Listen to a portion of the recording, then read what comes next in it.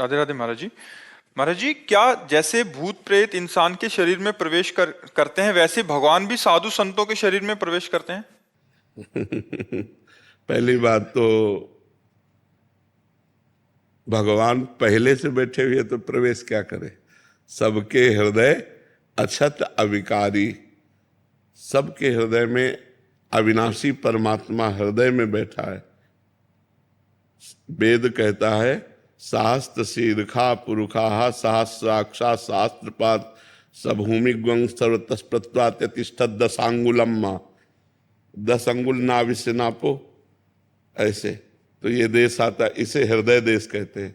भगवान सबके हृदय में अव्यक्त रूप से विराजमान है।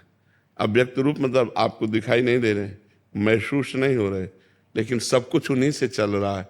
तो वो प्रवेश क्या करेंगे, वो तो सबके हृदय में बैठे हैं। हाँ, अब समझना है।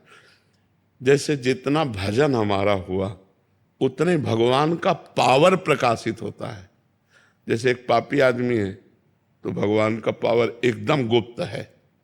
थोड़ा भजन किया प्रकाश हुआ, थोड़ा और भजन किया प्रकाश हुआ, ज्यादा भजन हो गया पूरे विश्व में प्रकाशित हो गया, और ज्यादा भजन हुआ बड़े बड़े चमत्कार प्रकट हो गए, बीमार को ठीक कर दिया, ये कर दिया, वो बड़े बड़े चमत्कार, बड़े सिद्ध। वो भागवतिक प्रभाव है। प्रवेश तो भगवान तब करें जब भगवान वहां ना हो। भगवान तो सबके अंदर होते हैं, समझ में। अब रही भूतों की बात, तो जैसे अब हमारे कर्म का भोग आना है, हमारा हृदय मलिन है, तो हमारे एक आवेश आएगा, वो भूतों का हो, प्रेत का हो, पिशाच का हो, वो हमें दंड देगा, जलाएगा। जितने दिन होगा उतने दिन होगा, फिर अपने आप खत्म हो जाएगा, या कोई ऐसा संयोग बन जाएगा। प्रधान हमारा कर्म हमको दंड देगा, ना कि भूत प्रेत। अगर हमारा कर्म नहीं है दंड भोगने का, तो इस स्मशान से गुजर जाओ, कहीं कोई तुम्हें नहीं लगे। अगर कर्म है तो घर बैठे तुम्हारे दिमाग खराब हो जाएगा, घर बैठे तुम में प्रेत का आवेश हो जाएगा। पर भगवान का ऐसा नहीं, क्योंकि भगवान सबके हृदय में पहले से विराजमान है। कहो सो कहाँ जहां प्रभु ना ही, कहो भाई कोई ऐसी जगह जहां प्रभु ना हो, वो तो सब जगह विराजमान।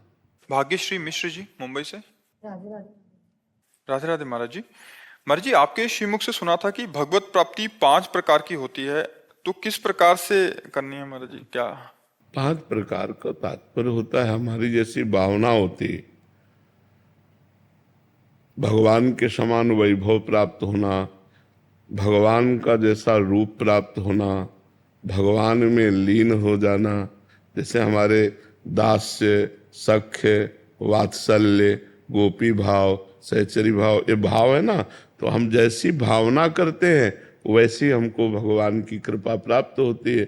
अगर हम अभेद चिंतन करेंगे तो भगवान में लीन हो जाएंगे, उसे एकत्व मोक्ष कहते हैं।